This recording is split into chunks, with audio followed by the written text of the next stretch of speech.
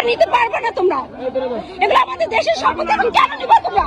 কেন নিচ্ছ তোমরা? এটা দেশের সম্পত্তি, এটা আমাদের। এটা যেখানে ছিল সেখানে যাবে। কত বড় সাহস! এগুলো নিয়ে যেতেছে, কেন নিবে?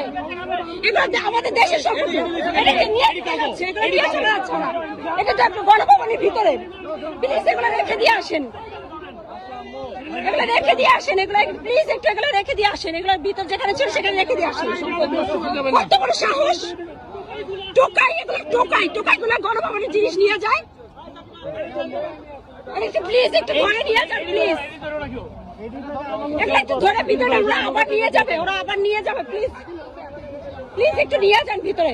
এই দাঁড়াও না, এগুলো নিয়ে যাবে তোরা। এগুলো একটু ভিতরে নিয়ে যান প্লিজ, প্লিজ একটু ভিতরে নিয়ে যান, ওরা নিয়ে যাবে। এগুলো গণভবনের জিনিস, এগুলো কেন নিবে? এগুলো কেন নিবে?